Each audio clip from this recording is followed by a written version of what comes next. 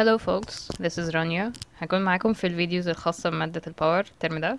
أتمنى الفيديوز دي يكون ليها أي أثر أو أي نوع من الإمباكتس تساعد أي حد وكده يعني. قبل ما نبدأ ونخش في كور المادة خلونا نعرف الأول إيه الهدف من الفيديوز دي وإزاي ممكن نحقق استفادة لا بأس بها منها. طيب الفيديوز في مادة خلونا نعترف فرعية نوعا ما، واحنا مش هنركز هنا على الأسئلة الوجودية من نوعية يا ترى ليه سموه 3 phase مش 3 lines، أو الجذر 3 اللي هنشوفه كتير معانا في المسائل جه منين واستنتجته ازاي، أو هو ليه البيتزا مدورة بس بنحطها في علب مربعة. وفر الأسئلة دي للإلكترونيكس أو السيجنالز أو مادة مستاهلة أسئلة زي دي يعني أما المادة دي فهي systematic بنسبة تتعدى 90%، فمهمتي اللي هركز عليها هنا على قد ما أقدر هي إني أكلير الكونسبتس المهمة بشكل عام بدون تعمق شديد، بلس نستعرض كام مسألة من الشيت مثلا ونشوف بنفكر ازاي واحنا بنحل بالخطوات وبنوصل للحل ازاي. الفيديو معمول لو انت مثلا عندك كويز ومش ملاحق تقعد تبص في السكاشن المكتوبة، او لو كنت من النوع اللي بيتنح قدام الكلام المكتوب من غير ما يعمل اي progress، وهوبفully يوفر عليك بعض الوقت والمجهود يعني. خلونا بقى نشوف المادة بتقول ايه. اوكي، احنا mainly هنا هنركز على جزء دكتورة هبة، جزء سيستماتيك فيه شتات ومسائل وحاجات كتير. الجزء التاني اعتقد انه مقدور عليه وهنعتمد اكتر على الكلام النظري المكتوب، فنو نيد لفيديو في الجزء ده حتى الان يعني. خلونا نبدا دلوقتي كلام في جزء الدكتوره هبه.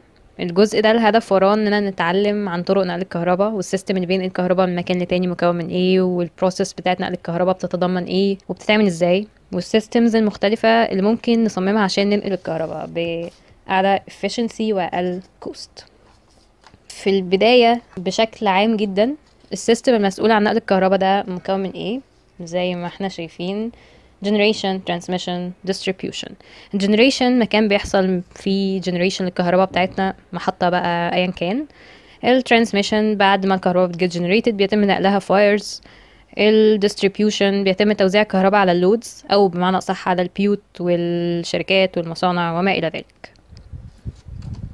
طيب احنا هنتكلم دلوقتي عن واحد من اهم systems الترانسميشن اللي هو 3 phase system.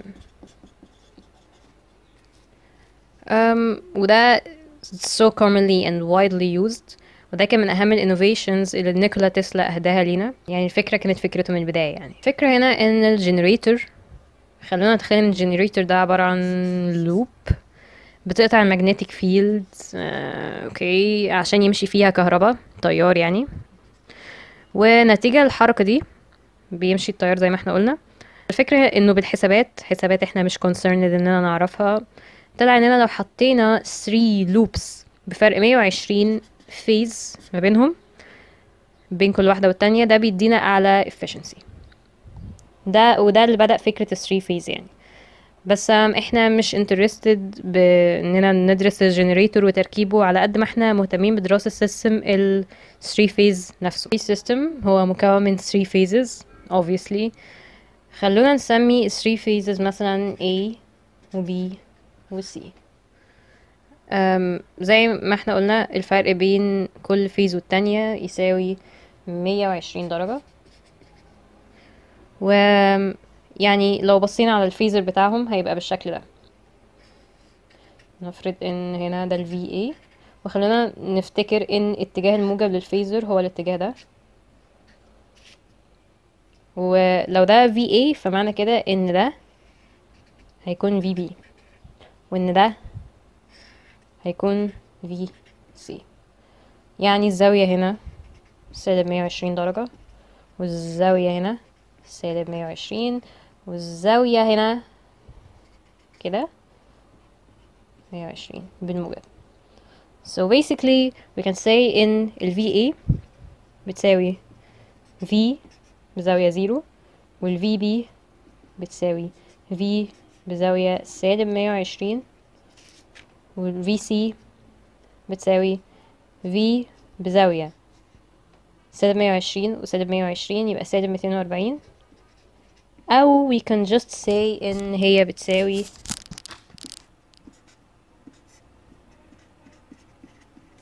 V موجب 120 درجة. So basically ده ال phases بتاعت ال 3 phase system. طيب now that we know تعريف ال 3 phase system بشكل عام general جدا، خلونا نحاول نجت more deep في الموضوع أكتر من كده عشان نقدر نحل المسائل. فخلونا دلوقتي نتعرف على أشهر نوعين من اللودز في ال 3 phase system. يب you guessed it delta load and store load. طيب قبل ما نعرف الفولتجز بتاعتهم اسمائها ايه وكل الكلام اللي احنا عارفينه اوريدي ده بس جست هنراجعه، خلونا الاول نتعلم ان احنا نفرق ما بين مصطلحين مهمين اللي هما line and phase. لما اقولك مثلا v phase ايه الفرق ما بينه وما بين ال v line على الدايرة؟ الكلام ده هيفرق جدا في المسائل. لو قلنا ان احنا هنسمي مثلا ده كده A وده B وده C وهنا نفس الكلام A and B and C، لو عايزين نجيب مثلا الفيز فولتج في فيز بتاع الدايرة دي نعمل ايه؟ طيب تعريف الفيز فولتج او الفيز بشكل عام هو برانش من السيركت. برانش يعني هنا ده كده برانش، ده كده نقدر نقول عليه فيز، وده كده فيز، وده كده فيز، برانشز من السيركت. وهنا نفس الكلام فيز فيز اند فيز. امال اللاين بقى هو ايه؟ هو بكل بساطة مقصود بيه الترانسميشن لاين between source and اللود. طيب تعالوا نطبق الكلام ده على السيركتس بتاعت الدلتا والستار. اقدر اقول ان ما بين ده وده في في فيز، ما بين ده وده في في فيز، وما بين هنا وهنا في في فيز. بالنسبة لللاين في لاين هي لو قلنا ما بين ال A وال C فده كده في لاين، ما بين ال B وال C فده كده في لاين، وما بين ال A وال B هنا كده ده في لاين تالت. طيب what about the star load؟ star load هنا كده ده كده v phase من هنا لهنا، من هنا لهنا v phase، من هنا لهنا v phase. what about v line؟ من هنا لهنا ومن هنا لهنا ومن هنا لهنا. so now that we know ال phase وال line والفرق ما بينهم وال v phase وال v line على الدلتا وال star loads، خلونا دلوقتي نشوف characteristics معينة معروفة عن الدلتا والستار لودز. دلوقتي هنشوف علاقات تربط ما بين ال V line وال V phase وال I line وال I phase على الدلتا والستار لود. خلونا نبدأ بالدلتا. لو عايز اجيب علاقة ما بين ال V line وال V phase فهنلاقي ان ال V line بيساوي ال V phase وال I line وال I phase بقى، فال I line بيساوي جذر 3 I phase. بالنسبة للستار لود فال V line هيساوي جذر 3 V phase وال I line هيساوي ال I phase. now قبل ما نلقي نظرة على المسائل وازاي نحل، خلونا نراجع على الباور calculations اللي عندنا 3 انواع من الباور هنستعمل معاهم في المسائل. اول نوع هو الاكتيف باور، تاني نوع الرياكتيف باور، تالت نوع الapparent باور. الاكتيف بنرمز لها برمز P والوحدة بتاعتها وات. الرياكتيف بنرمز لها برمز Q والوحدة بتاعتها var، الفولت امبير رياكتيف. الابيرنت بنرمز لها برمز S والوحدة بتاعتها VA فولت امبير. اوكي let's see how to calculate كل واحدة منهم. خلينا نبدأ بالاكتيف اللي هي ال P. ال P الكالكوليشن بتاعها في 3 phase ليه like كذا قانون. اول قانون هو B بتساوي جذر 3 في ال V line في ال I line في كوساين ثيتا، او بتساوي 3 V phase I phase في كوساين برضو ثيتا، او بتساوي 3 I phase squared في المقاومة بتاعة اللود. الزاوية ثيتا دي عبارة عن ايه؟ هي الزاوية ما بين الفولت والكرنت. تاني نوع من الباور اللي هو الرياكتيف باور اللي هو الكيو، برضو نقدر نحسبه بكذا قانون. اول حاجة جذر 3 V line I line، بس المرة دي بدل كوساين ثيتا هي ساين ثيتا. This makes sense because الباور هي ممكن نعتبرها الريل بارت من الباور الكلية، والكيو هي الايماجينري بارت من الباور الكلية، فدي تقاس بالكوساين ودي بالساين. بتساوي 3 V phase I phase ساين ثيتا، او بتساوي 3 من ال I phase squared x. ايه الاكس دي؟ الاكس دي هي اما الاكس ال او الاكس سي. لو كان عندك inductor يبقى ده اكس ال، لو كان عندك capacitance يبقى الاكس سي. هنتكلم عن النوع التالت which is ال S apparent power. Let's talk about the apparent power. How to calculate it? It's either جذر 3 V line I line or 3 V phase I phase or جذر التربيعي B تربيع plus Q تربيع. This also makes sense because we can consider ان ال P هي ال real part من ال S وال Q هي ال imaginary part من ال S و together تحت الجذر التربيعي وهم متربعين they form the S. وحاجة هنستخدمها في المسائل مهم نعرفها دلوقتي وهي تمثيل الباور بمثلث كده. like لو اعتبرنا ان عندنا ده مثلث قائم الزاوية هنا، فالضلع ده هيمثل ال P والضلع ده هيمثل ال Q والضلع ده هيمثل ال S والزاوية دي هتبقى ثيتا. هنستخدم المثلث ده كتير معانا في المسائل اللي فيها power calculations اللي هيساعدنا كتير، فخليه جنبنا دلوقتي ونستخدمه بعدين.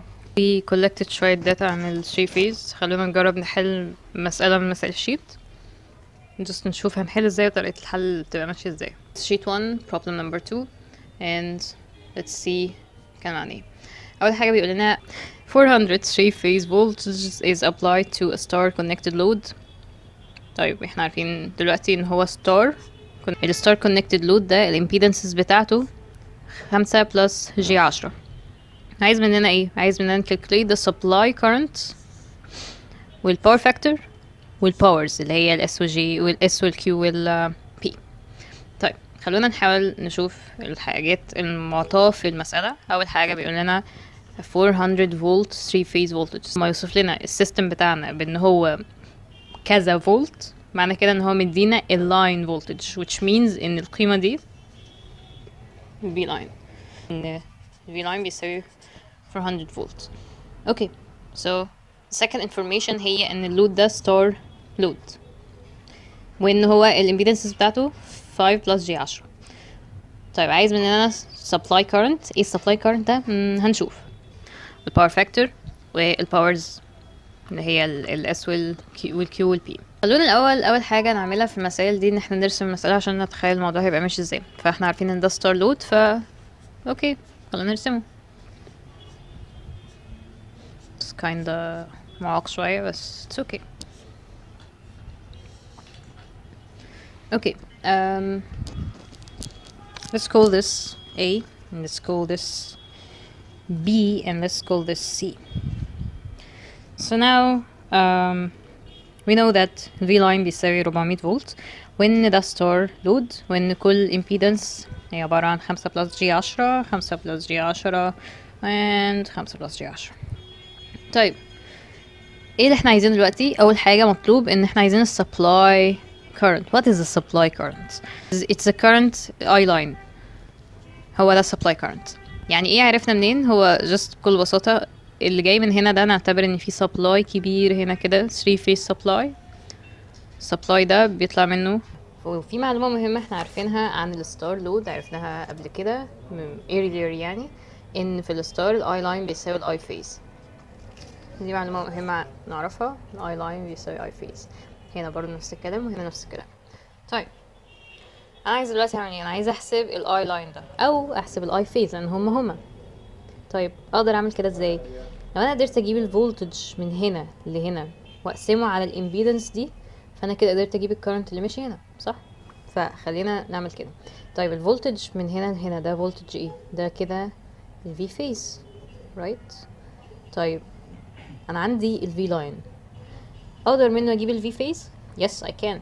العلاقه دي احنا عارفينها earlier برضو ان الفي لاين بيساوي جذر 3 في فيز which means that v phase بيساوي v line على جذر 3. so I just say that v phase equals v line over جذر 3. so انا قدرت اجيب دلوقتي ال v phase ان هو 400 اللي هي ال v line over جذر 3 and pay attention ان دي magnitude value. نفس الكلام بالنسبة لل v line. This is the magnitude value. Right, so I have v phase now. I can say that ال v phase عند A هو عبارة عن القيمة بتاعته الماجنتيود بتاعه اللي هو 400 over جذر 3 بزاوية 0. That gives us يعني ان ال I phase A اللي هو بيساوي ال I line A، الكلام ده بيساوي ايه؟ بيساوي الفولت ده over الامبيدنس دي، which means 400 over جذر 3 على الامبيدنس دي اللي هي 5 plus J 10. it gives us this 20.7 whose phase minus that. Okay, so now we have the I line A. What about the I line B? We know that الفرق ما بين كل phase في 3 phases هو 120 درجة. So basically we can say إن ال I line B will equal نفس ال I line A بزاوية سالب ناقص 120. أما ال I line C هيبقى نفس الكلام بزاوية زائد 120. So now we have I line A, I line B, and I line C. This is the supply current. Okay, تاني مطلوب في المسألة كان إن احنا نحسب ال power factor. How can we do that? Power factor basically is cosine theta V minus theta I. What is the theta V? From here, let's take A as reference. فلو خدنا ال A هنبص على ال V phase بتاعت ال A هنلاقي الزاوية بتاعتها بزيرو. So نقدر نقول ان الثيتا V بزيرو minus. What about the current? لو بصينا على ال I phase A هنلاقي ان الزاوية بتاعته minus 63.4. فيبقى عندي كده، فيطلع لي في الآخر ان ال power factor بيساوي 0.44. Now let's ask the question, is it lagging or leading? How can we decide? We're referring to the current. لما اقول مثلا ال power factor lagging ده معنى كده ان ال current هو اللي بيلاج الفولت. لما اقول ان ال power factor leading ده معناه ان ال current هو اللي بيليد الفولت. هنا في المسألة بتاعتنا is it lagging or leading؟ لو بصينا للزاوية بتاعت الكرنت هنا نلاقيها ان هي negative, right? which means ان الكرنت بيلاج الفولتج, which means يعني الزاوية بتاعت الفولتج بزيرو والزاوية بتاعت الكرنت بالنيجاتيف. this means بكل بساطة ان الكرنت بيلاج الفولتج, which means ان الباور فاكتور هنا في المسألة دي lagging. that's it. بس ان احنا نحسب الباورز. we wanna calculate the powers بشكل عام, يعني عايزين نحسب ال P وال Q وال S. طيب خلونا نبدأ نفتكر القوانين بتاعت ال P. we said that P is equal جذر 3 V line I line cosine theta أو 3 V phase I phase cosine theta أو 3 I phase squared for R. طيب خلونا نحسبها بجذر 3 V line I line cosine theta, أو الأسهل عندنا ال V phase وعندنا ال I phase whatever. خلينا نحسبها مثلا نقول ان 3 V phase I phase cosine theta. فهنقول ايه؟ هنقول 3 في V phase كان 400 over جذر 3, ال I phase كان 20.7, والزاوية هتبقى ايه؟ هتبقى زاوية الكرنت ناقص زاوية الفولتج ناقص زاوية الكرنت. زاوية الفولتج كانت بزيرو, ده اللي هو ال V phase, الزاوية بتاعته كانت بزيرو. زاوية الكرنت كانت سالب 63.4, which will give us في الآخر الرقم ده كيلو watt. So now I have my power. Now let's calculate the reactive power, Q. How can I do that? We said earlier that Q بتساوي جذر 3 V line I line sin theta, نفس القوانين بس بدل cosine theta هنا هتبقى sin theta في ال reactive. ف let's say مثلا ان ال Q هتساوي نفس الكلام 3 في phase I phase ساين نفس الزاوية طلع لنا رقم ما. عايزين نحسب الاس، ممكن نقول بقى ايه ان هي بتساوي جذر التربيعي ل p تربيع زائد q تربيع. احنا قلنا القانون ده earlier برضو. right so we got that. المسألة كده خلصت.